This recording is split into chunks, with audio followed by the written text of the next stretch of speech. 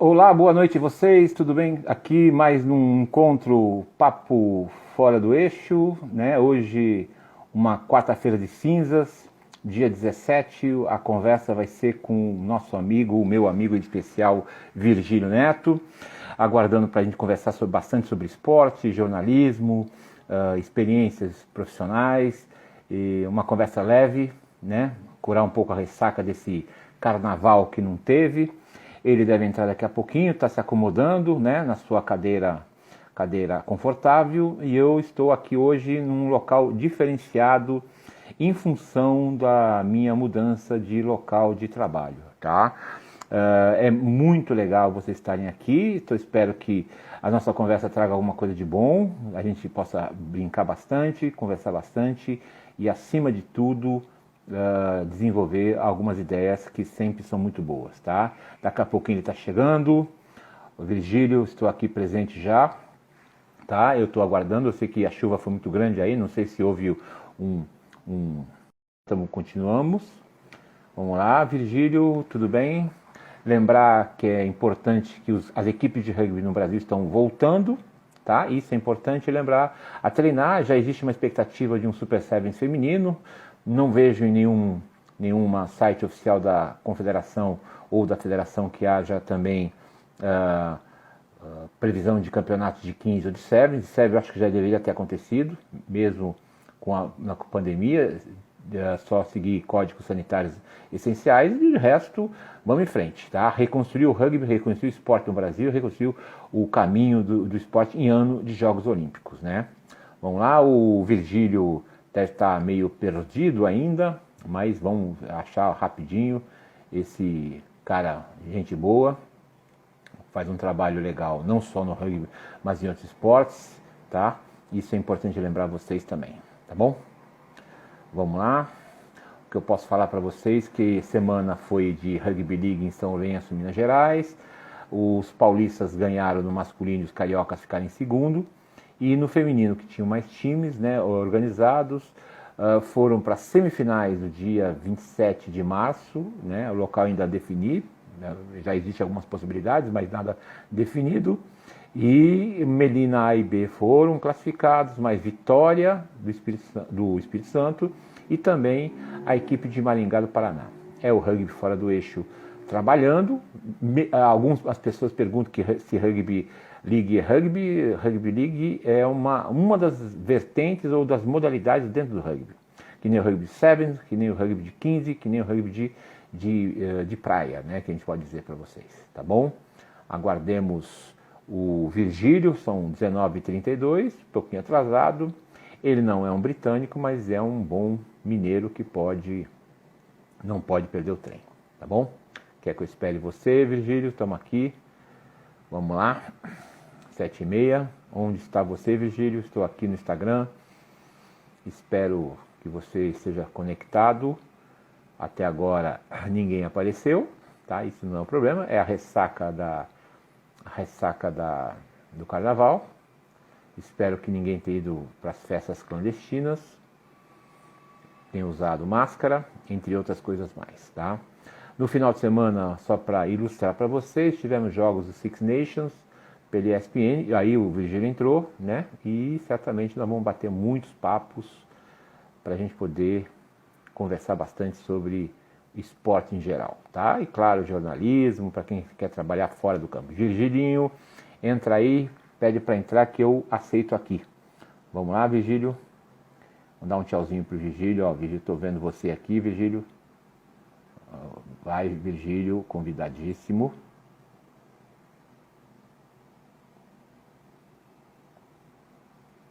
Isso. Virgílio. Vamos lá. Está aguardando o sinal dele, mas já está pronto. Deve ter pintado o cabelo, passado perfume, e muitas outras coisas mais para se tornar um... Opa! Chegou! Tá me ouvindo, Virgílio? Perfeito, Márcio. Está me ouvindo? Opa, em alto bom som. Como é que você está? Onde você está agora? Eu agora estou em São Paulo, estou em casa. Estou bem Opa. aqui, protegido, resguardado. Estou Hum. ótimo. Está tudo bem. Muita chuva por aí também, hein? Ou não? Muita chuva começou por volta das 5 e não parou Hum, mais. sim. Aqui também escureceu, parecia noite, né? Tanto que tem É, uma região parecia a aqui, noite. tem uma região aqui que acabou até a luz, eu fiquei até preocupado de que acabasse a luz. Hoje eu não estou no meu estúdio oficial, né? Eu estou numa adaptação em função do. Eu estou de mudança de local, então eu estou aqui meio adaptado, mas vamos começar, né? Vamos começar a bater um papo. E aí? Fala você um pouco de você, VG. Normalmente você pergunta para mim as coisas. Você conheceu o rugby aonde? Vamos que vamos, Márcio. Em primeiro lugar, primeiro de tudo, muito obrigado pelo convite, muito obrigado por essa oportunidade desse bate-papo. Cara, você é uma pessoa que eu conheço há muito tempo e um amigo que o rugby me trouxe e é muito bom poder fazer parte desse bate-papo. Muito obrigado pela confiança. Sempre conversas muito agradáveis, muito legais. Quase um ano que você teve no Mesoval. Foi o último Mesoval presencial, né? Ao Sim, vivo na Central 3, né? Que foi sim, com você lá no dia 11 de março do ano passado. Depois exato. daquilo, o Mesoval passou a ser completamente remoto e foi o último Mesoval presencial nos estúdios da Central 3, foi lá em 11 de março de 2020 com você. Obrigado a todos que estão entrando, estão nos acompanhando aqui ao vivo. Eu vou contar um pouco da história, da minha história, um pouco do que eu faço, um pouco do meu envolvimento com o rugby, do meu envolvimento também com outros esportes.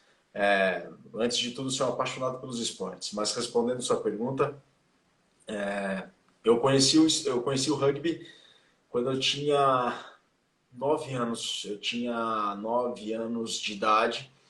O meu pai, ele é engenheiro agrônomo e ele foi para a Austrália em setembro de 91 para conhecer as usinas de cana-de-açúcar em Queensland, né? A parte norte de Queensland, né? Queensland é o estado de Brisbane, só que Brisbane está bem para o sul de Queensland, né?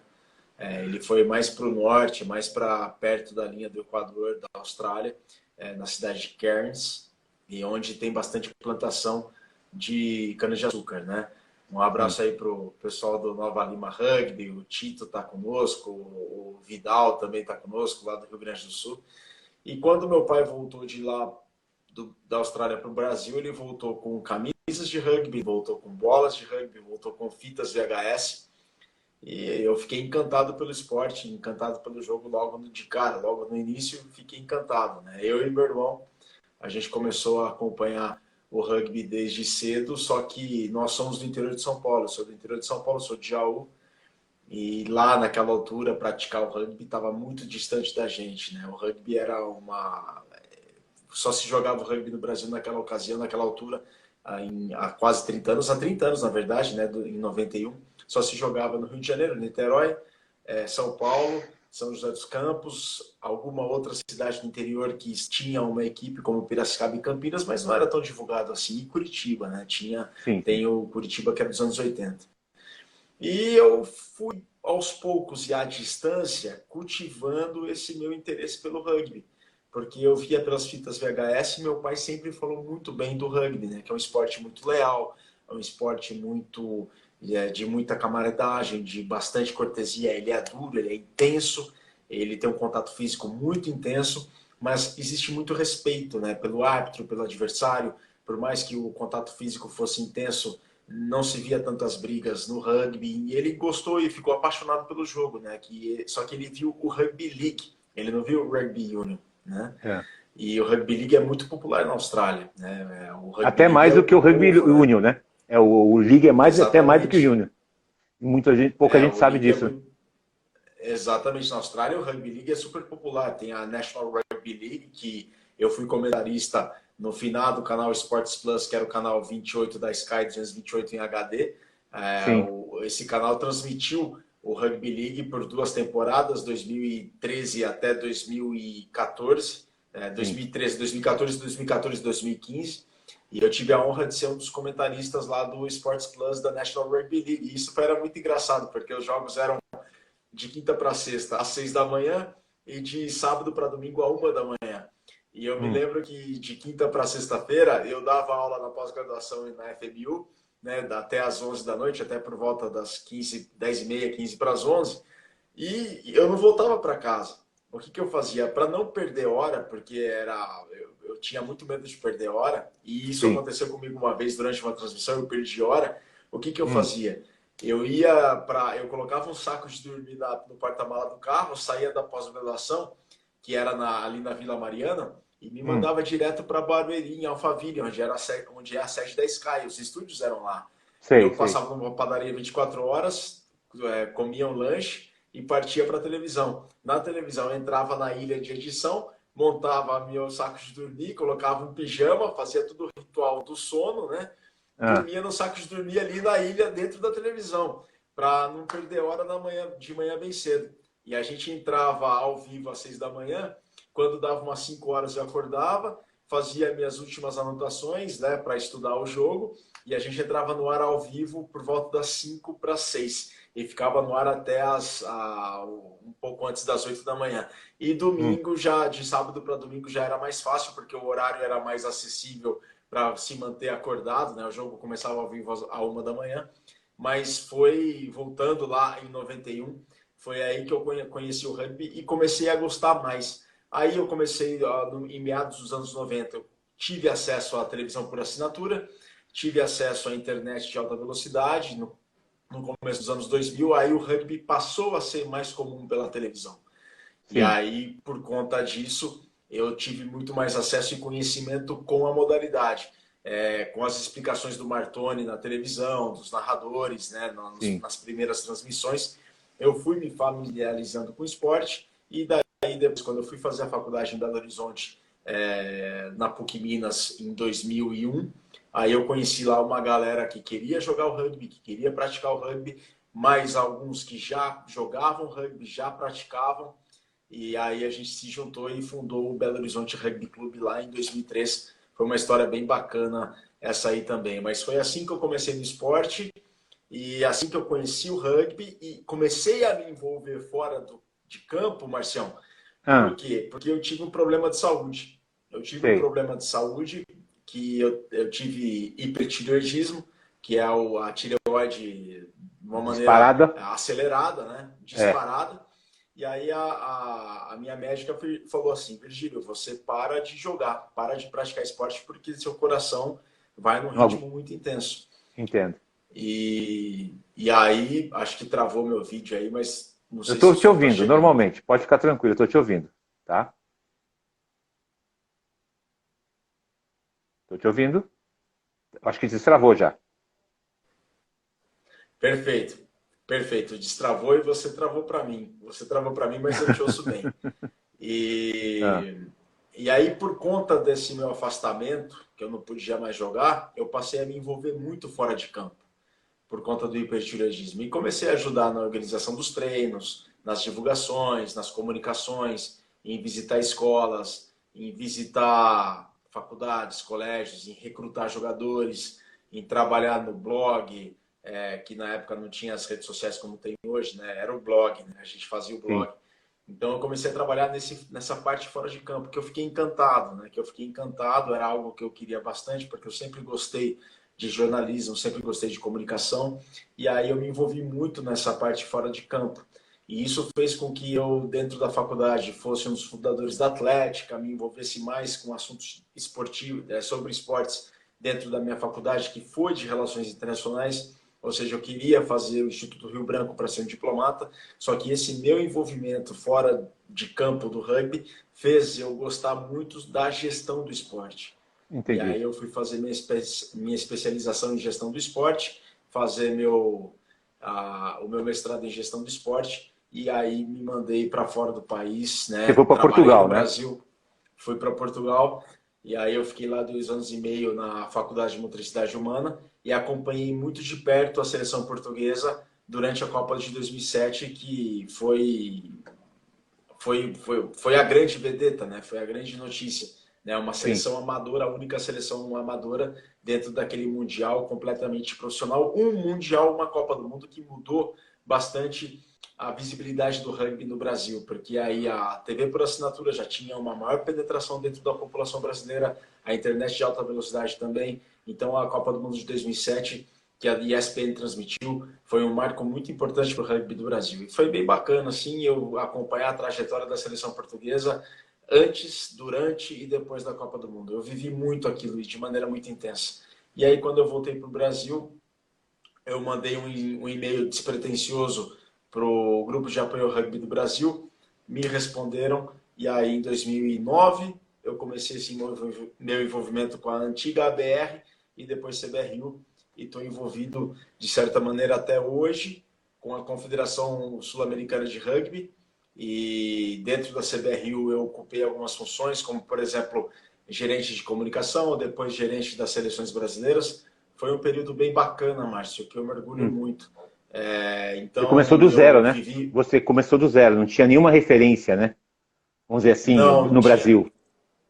Não, não tinha nenhuma referência no Brasil e nenhuma referência em São Paulo também, Márcio. Eu Sim, não tinha sim. nenhuma referência em São Paulo. Eu mal conhecia o rugby paulista.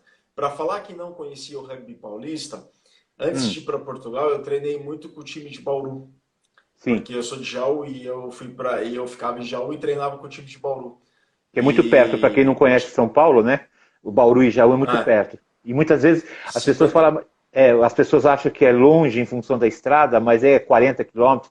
Por exemplo, sair da minha casa ou talvez da sua casa até o SPAC, por exemplo, dá 25, 30 quilômetros só de ida, né? Por exemplo, né? Ou você vai para Barueri, mais um tanto, vai para outra cidade, né?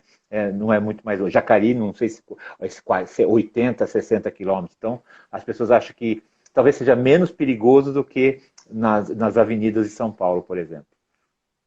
Exatamente. E aí, por conta desse meu envolvimento com o time de Bauru, eu disputava a CPI, né, que é o Campeonato Paulista do Interior, as etapas do CPI, do grande Sei, professor Carlos Passos, lá de Campinas. de Então, Campinas. eu conheci muito a galera do Jundiaí, do Olis, né? Na época, o Olis era de Jundiaí, a galera Sim, do Ribeirão Preto, o Magu, e depois o João Becker, meu grande amigo, foi trabalhar lá e mora lá hoje.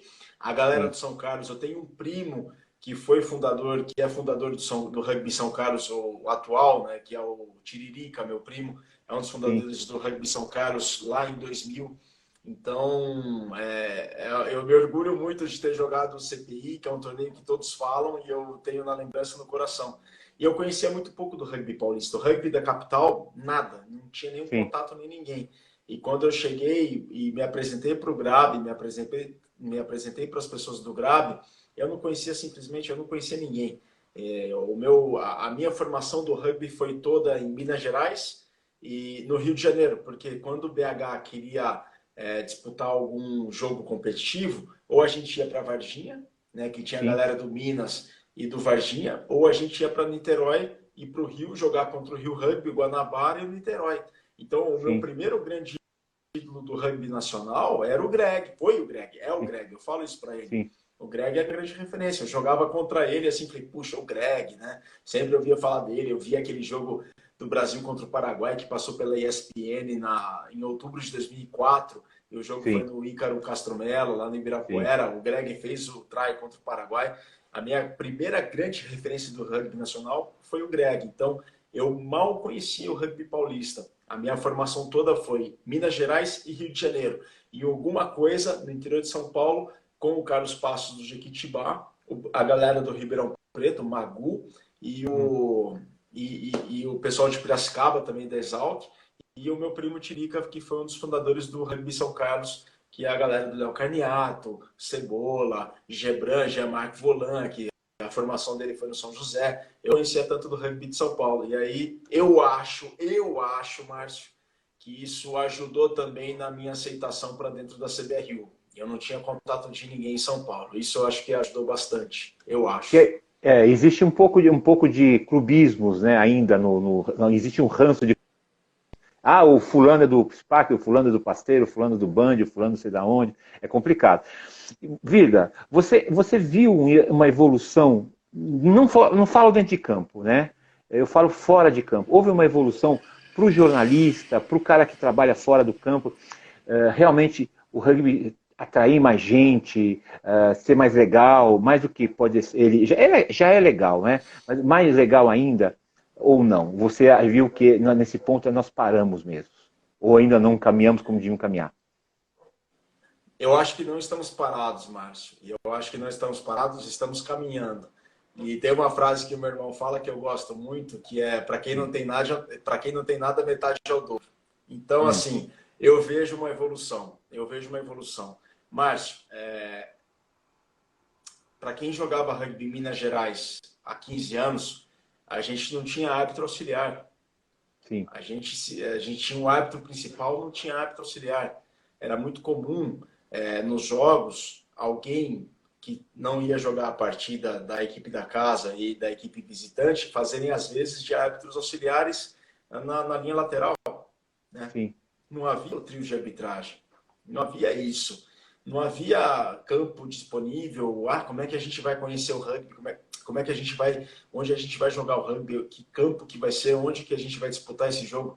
Não tinha, não era tão assim conhecido. Eu acho que houve sim uma evolução e a gente tem caminhado para isso, porque hoje o rugby ele é pensado não para a panela do rugby, não para a comunidade do rugby, mas para quem vem de fora, para quem está conhecendo o esporte. Então, cada sim, vez mais a comunidade do rugby tem tomado essa consciência de fazer o rugby para quem é de fora do esporte, para quem é de sim, fora da modalidade. Antes, eu acho que fazíamos muito o rugby para ele próprio.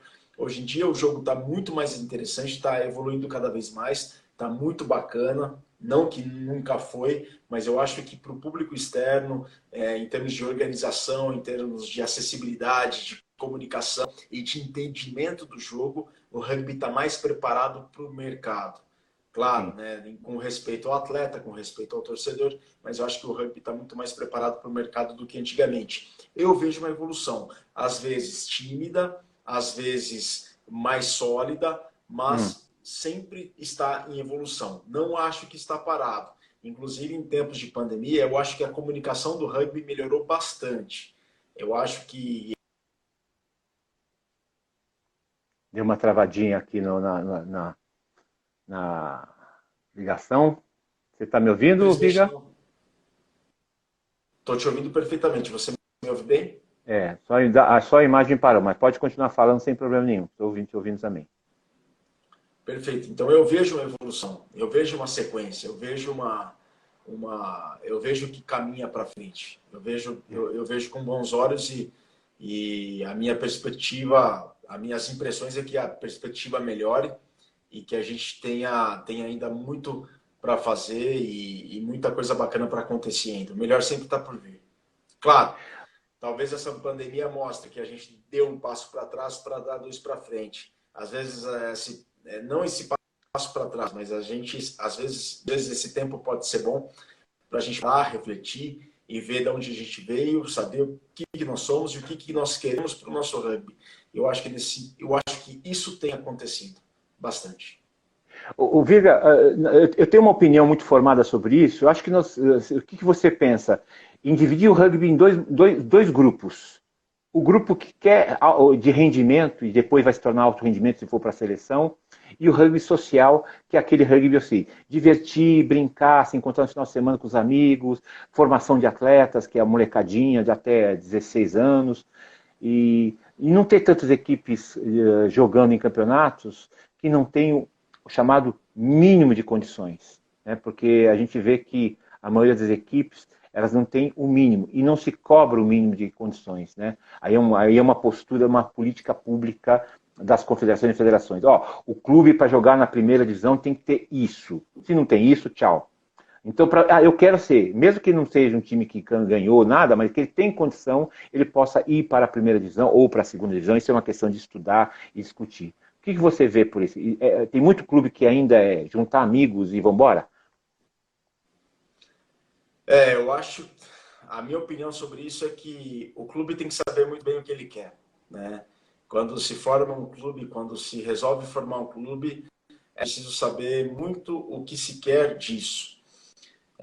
Eu poderia citar muitos exemplos aqui, mas eu gosto muito do exemplo que o Jacareí é para o rugby do Brasil, né? Claro, existem vários exemplos, mas é o primeiro que vem na cabeça, o Jacareí. Sim. A formação do Jacareí, quando ele foi... Eu posso estar equivocado, mas é a impressão que o Jacareí nos deixa. É que quando ele foi formado com o objetivo de criar uma base para o rugby daquela região, para o rugby do município, né? Não se pensou em fazer um clube para ganhar títulos, para vencer, para ser vencedor.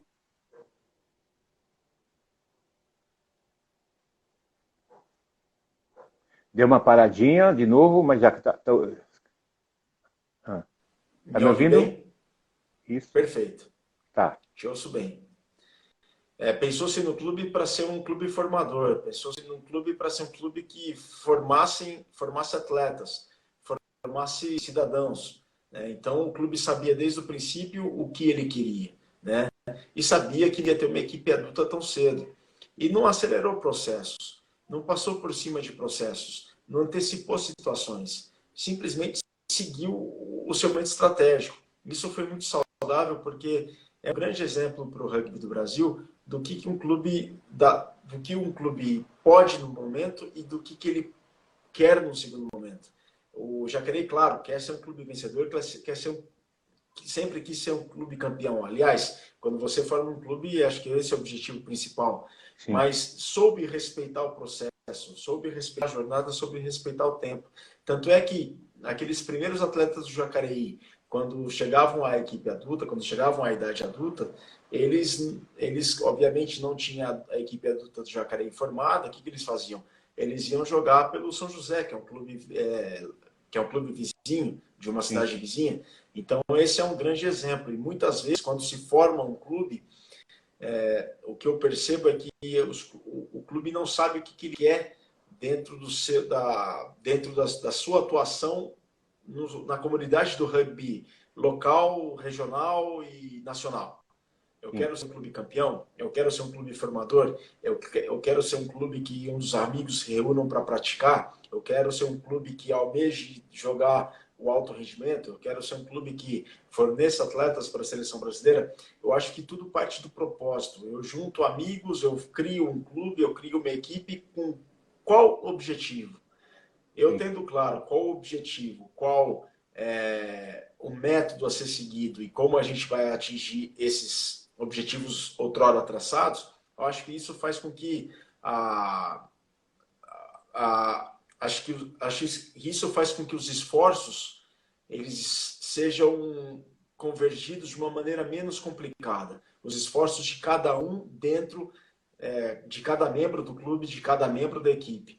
E por exemplo, claro, não é uma equipe de rugby, mas é o princípio do Mesoval, por exemplo, que é o podcast que eu apresento, né? Tem 5 anos. Qual que é o objetivo do Mesoval? O objetivo do Mesoval não é ter a principal audiência, não é ter a audiência, estourar a audiência, os níveis de audiência da semana, não é ter ser o podcast mais comentado, mas é colaborar, na medida do possível, para a construção de uma cultura de rugby, para que o podcast sirva espaço para que quem discute o podcast, quer seja o convidado, os comentaristas ou os ouvintes do nosso podcast, que a gente faça o exercício de refletir de onde viemos com o rugby do Brasil, o que o rugby do Brasil é e como a gente quer que ele seja, de participação, de rendimento, mas como é que a gente quer o rugby do Brasil? Para que a gente faça um rugby melhor e ao alcance de todos. Então, isso que é o básico do Mesoval. Assim como todo clube tem seu objetivo, um podcast sobre rugby, a gente também tem um objetivo. O Márcio, com as lives que eu vi, a do Martoni semana passada, com todas as outras lives que você promove aqui no Instagram, você tem um objetivo com isso. E o objetivo é seu. Você sabe muito bem o que você quer. Assim como o podcast Mesoval sabe o que quer com relação ao rugby do Brasil, cada clube também tem que saber o que quer em relação à modalidade. Vamos jogar alto rendimento? Vamos fazer de uma determinada maneira. Vamos ser um clube para a gente praticar o rugby de fim de semana entre amigos? A gente faz de uma determinada maneira também. Mas o mais importante é que os objetivos sejam claros e que todos os esforços, dentre todos os envolvidos no clube e na equipe, eles sejam convergidos dentro de esforços comuns para que os resultados fiquem menos complicados em curto prazo. Uma coisa que é interessante, a gente está em paralelo, mas a gente acaba convergindo no infinito, é o mesmo, né? Fazer que o rugby tenha uma cultura nova, né? Por exemplo, eu aqui no Papo Fora do Eixo, no meu blog Rugby Fora do Eixo, é justamente buscar a voz de quem não tem oportunidade de falar, né? Por exemplo, a gente coloca gente que conhece o Martoni, Virgílio, conhece, todo mundo conhece, mas ao mesmo tempo a gente conhece a turma de Belém, a turma de Salvador, a turma do Mato Grosso, a turma de Brasília. Eu venho colocando essas pessoas para falarem, né? Para mostrar o que eles estão fazendo ali, o que eles precisam. As pessoas precisam ouvir, aprender a ouvir. O que esses caras precisam para se tornar um rugby. Seja ele de competição, seja ele de social, seja ele regional. E eu vejo, claro, em função da distância do Brasil, que é muito grande, é muito complicado o Brasil, né? Que a gente deveria repensar, sair da caixinha, né? De federação, confederação, né? E fazer a regionalização. Não que a federação, a confederação não tenha o seu papel importante, mas de repente facilitar que equipes nordestinas poderiam fazer campeonatos de sevens muito melhores do que que eles querem tentar um de 15, que não tem 15 jogadores muitas vezes, mas tem talvez uma equipe boa de sevens. E lá se forma uma seleção regional de sevens, por exemplo, e tentar atrair para a proximidade. Até que um dia, quem sabe, cada região tenha o seu próprio espaço e saiba se organizar independentemente do São Paulo, porque a gente tem uma cultura brasileira que é se São Paulo não fala, se Brasília não manda, se a confederação não cobra, não convida, aí eu não vou, e se sente renegado. A gente tem que criar a autoestima, né? De muita gente que tem boa por aí e saber gerenciar, criar um produto. Eu sempre comento com todo mundo que rugby é o esporte, isso está bem resolvido na minha cabeça, desde 1975. Né? Que você fala em fita de VHS, eu falo em rolo de filmadora, que eu e o Martoni corriam para trocar, para a gente poder assistir um jogo da Argentina e Austrália, Argentina e Escócia, né? Vocês não imaginam o que era. Ter VHS foi muitos anos depois que teve os primeiros VHS, né? Então, Foi fazer com bastante que tempo. então, veja só, quer dizer, hoje, né, a gente tem que buscar que essas pessoas se sintam preparadas dentro e fora do campo, mesmo que o rugby dentro de campo não seja bom, mas que eles sejam bem organizados, né? Por exemplo, uma das conversas mais legais que eu tive foi com o Diego da Bahia, né, que hoje é o presidente da Bahia, falando do que eles estão tentando fazer por lá, em função do quê? De uma nova ideia. Ele já pensa como fosse uma liga regional da Bahia, porque a Bahia, sim, né? A gente acha que Bahia é pertinho, tem o sul da Bahia e o nordeste da Bahia, 1.000 e tantos quilômetros. É uma coisa absurda. A gente reclama e vai para o Rio de ônibus. Muita gente, puta, eu estou indo para o Rio de ônibus. E o Rio são 6 horas de ônibus comum. Então, essa coisa de rugby dentro do campo está muito bem resolvido. Agora, o que para mim na minha cabeça está mal resolvido é assim, como fazer? Eu não quero só grandes jogadores ou jogadores, eu quero gente que seja fã. Não minha namorada, não sua namorada, não minha esposa, não sua esposa, nem seu amigo, nem sua tia. Mas gente que vai assistir o jogo porque tem um ídolo, porque tem um cara bonito, que tem uma moça legal, né, que o rugby é Brasil, né, isso, ou que o rugby é da Vila Mariana, ou de São José do Rio Preto, ou de BH, eu vou torcer para o time de Minas, né, ou a cidade de Varginha. Então, você entende isso? Isso que falta. E criar uma dependência menor do Estado. Os clubes esportivos, de forma geral, o rugby é um exemplo, dependem muito da prefeitura, dependem muito do Estado, dependem muito do dinheiro. Você que é do interiorzão sabe a importância do rodeio de Barretos. Você sabe a importância. Ou dos rodeios de forma geral. Eles são completamente independentes. Duvido que 90%, quer dizer, 90% das pessoas que vão a Barretos assistir o rodeio não vão por causa do touro e do cavalo. Vão por causa da festa, do show, do entorno, né? Que é um evento. Tá lá o rodeio, vou assistir também. Mas o que vai é o entorno. E nós não criamos isso ainda, o entorno, né, do rugby, né? Ir para um jogo para o evento. Não para o teatro, mas para o evento que é o rugby é. Claro, encontrar amigos, ver gente bonita, tomar cerveja, né, contar vantagem, ver o jogo também, né? Mais importante é que seja o evento. E nós não temos isso ainda não. Temos um problema. Eu adoro futebol, mas futebol é um câncer para a gente, né? O que você pensa sobre isso? É a criação de uma cultura. É a criação de uma É, cultura de rugby, de uma cultura, especificamente nesse caso do rugby, né? Claro que o rodeio envolve muito interesse comercial, muito interesse econômico, porque a indústria da pecuária é muito forte no Brasil.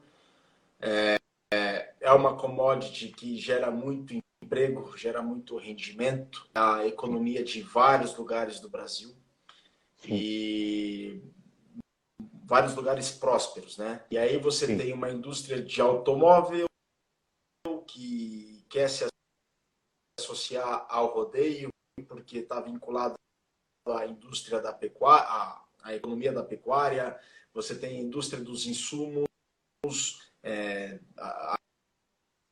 animais, por conta de todo o movimento que o rodeio tem. Você tem a indústria do alimento, porque carne é alimento, né? Tem tudo isso daí envolvido. Você tem inúmeros fatores que colaboram para que eventos como o rodeio sejam muito fortes, né? Assim como o futebol também. Existe no sim, Brasil uma cultura do futebol, existe uma cultura de algumas outras modalidades, como por exemplo o automobilismo também tem uma cultura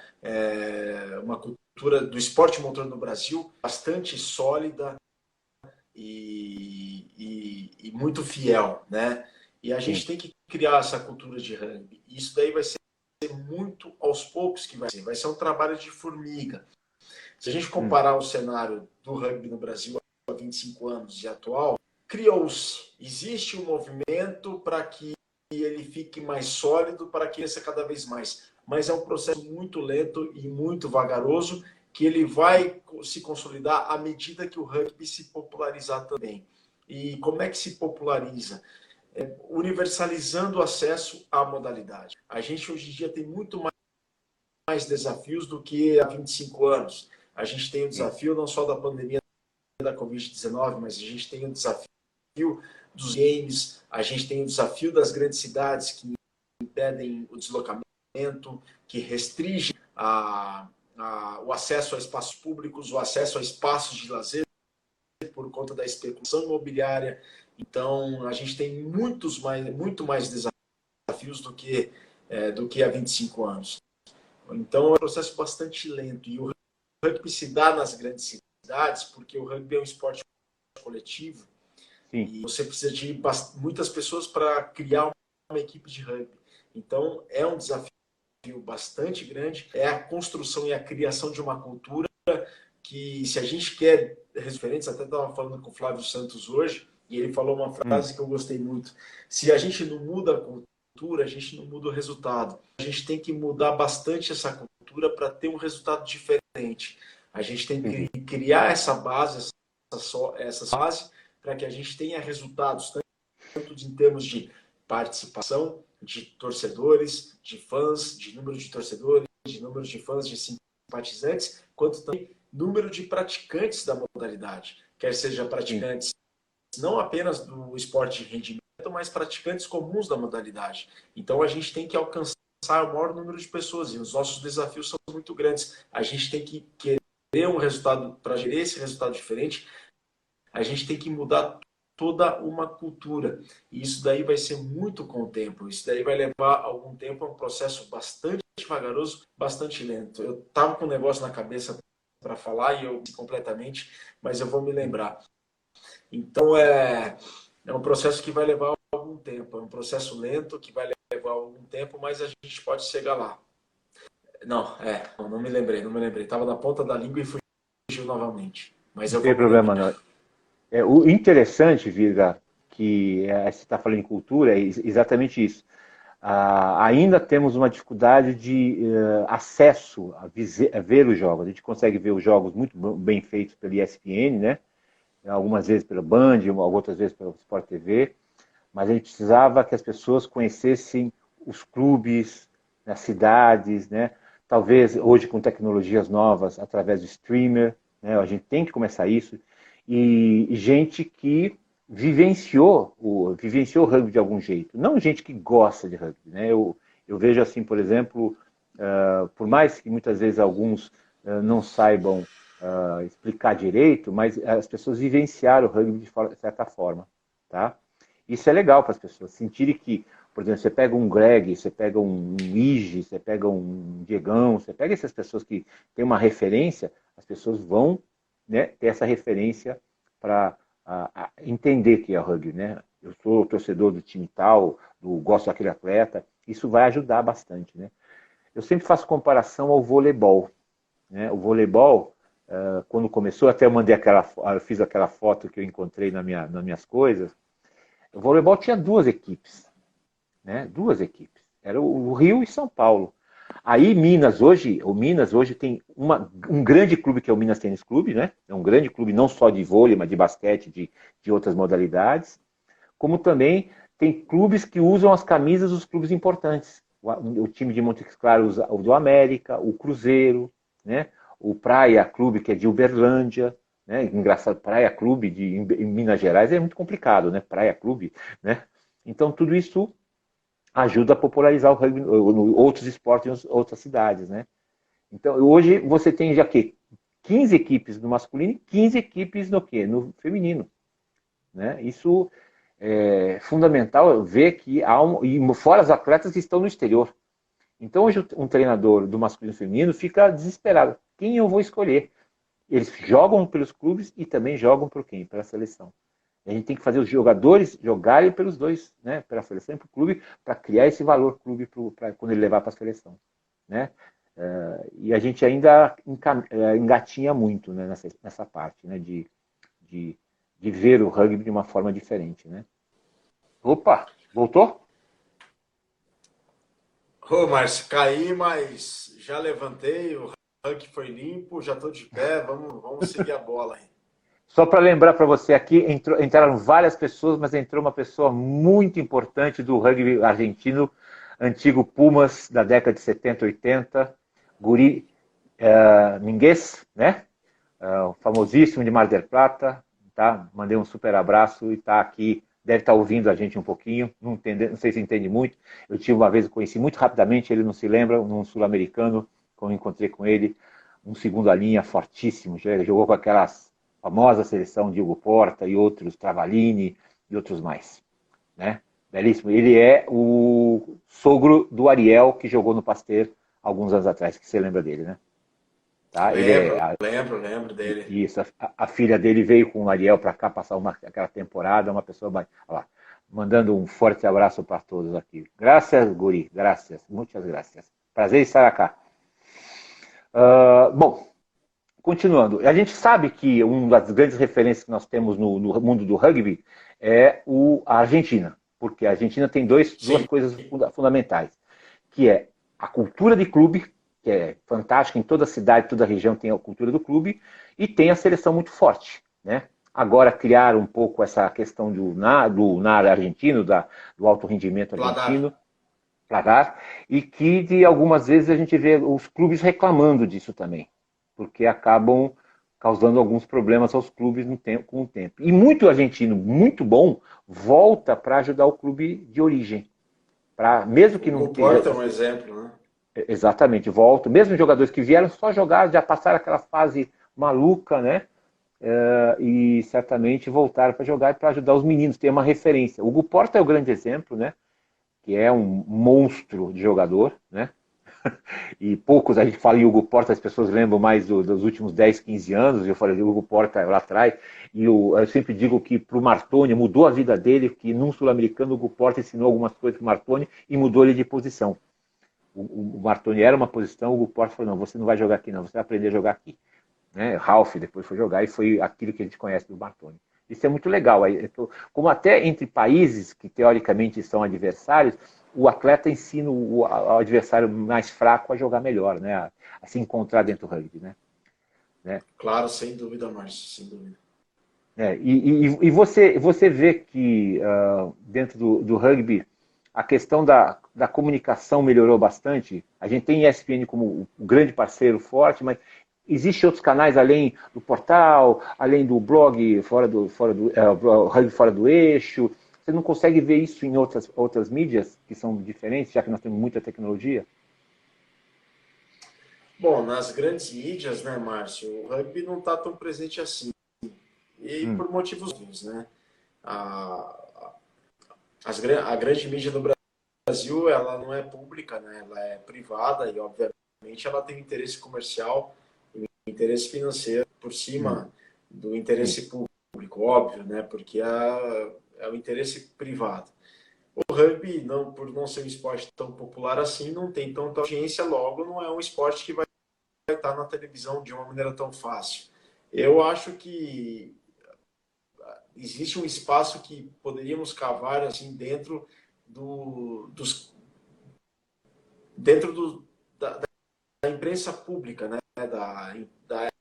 No caso a EBC, a Fundação Padre Anchieta, a Fundação João Paulo II, lá em Minas Gerais. Então, eu acho que existe um espaço aí a ser preenchido dentro da rede pública, né? Porque o esporte nacional é interesse público, é o serviço público das seleções nacionais do Brasil, não apenas o rugby, mas qualquer modalidade.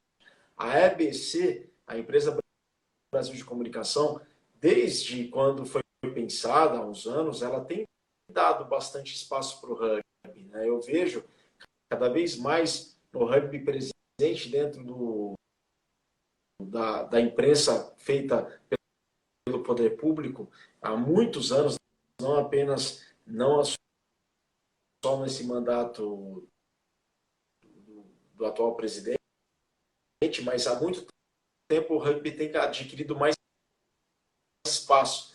Então eu acho que é um espaço para ser ainda conquistado dentro da grande imprensa pública, do poder público. Eu acho que podemos mais nesse sentido. Mas sim, hoje em dia há diversas opções do consumo da comunicação do rugby. Não apenas nos sites, nos podcasts, mas o conteúdo produzido pelos próprios clubes. O Pasteur faz um trabalho brilhante, né? Através das suas redes sociais. O São José, idem. O Jacareí, igual. O Charrua, lá no Rio Grande do Sul, muito bacana. Desterro, o pessoal do Desterro é genial. O Japuaçu, que você deu exemplo antes do nosso intervalo, faz uma comunicação brilhante nas redes sociais. O Belo Horizonte, o pessoal de Nova Lima. Sim. Acho que tem um grande conteúdo de rugby sendo produzido pelos próprios clubes e as federações estaduais. Eu vejo a Federação Paulista se mexendo bastante. Eu vejo a Federação Mineira também fazendo um trabalho muito bacana de comunicação.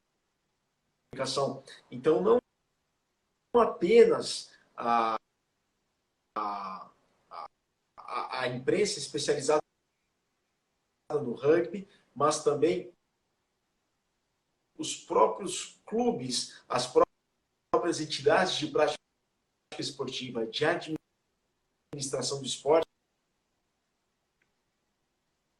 têm feito muito em termos de comunicação do rugby. E isso é muito bacana. Ou seja,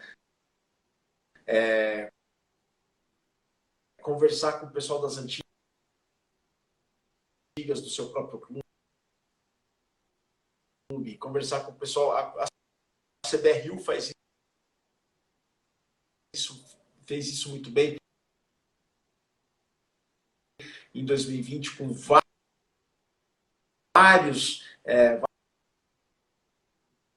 lives no Instagram, várias conversas no YouTube também, com pessoas envolvidas no universo do rugby. Até estava me lembrando um dia desses aí, uma live teve da CBRU, que foi o Seba, que é inimigos da HP e foi jogador da seleção brasileira, junto com o Andreas Kisser, que é guitarrista do Sepultura e um grande fã do rugby. Então, assim, eu vejo que há um movimento muito grande de consumo de comunicação, de produção de conteúdo de comunicação de rugby, não apenas pela imprensa especializada, mas os próprios clubes e as entidades de prática e as entidades de administração dos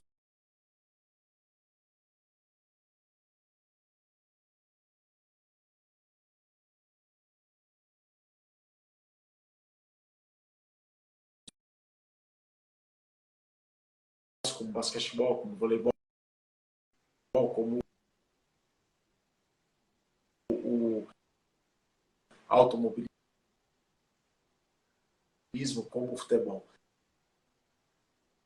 Tá? Há anos luz, bom, Viga, isso aí é eu estou ouvindo você ainda, tá? Falar bastante.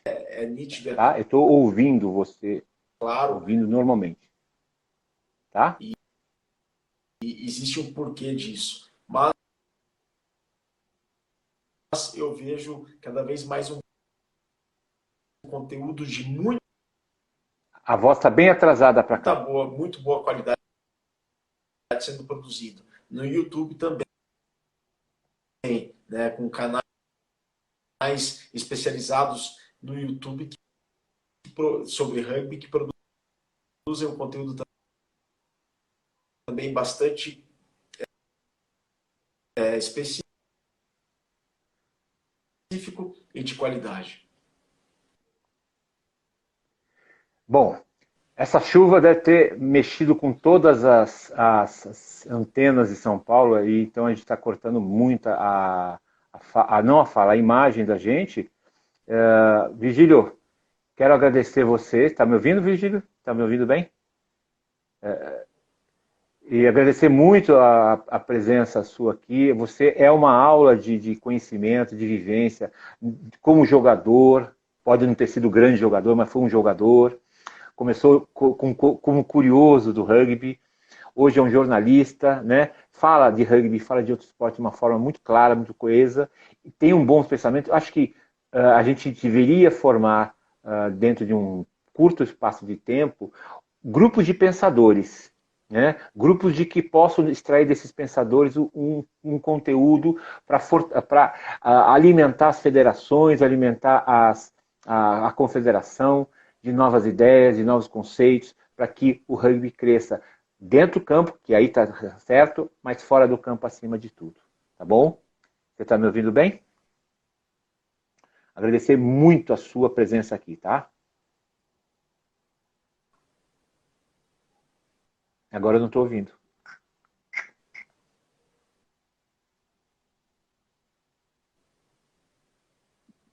Tá bom?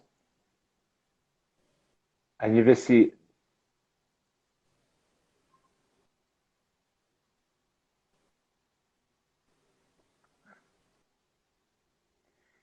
Vamos dando tchau para você, tá bom? Eu não consegui te ouvir agora, mas eu agradeço de novo para você. Tudo de bom, tá? Eu não estou te ouvindo mais, tá bom? Ó, abraço grandioso para você, tá bom?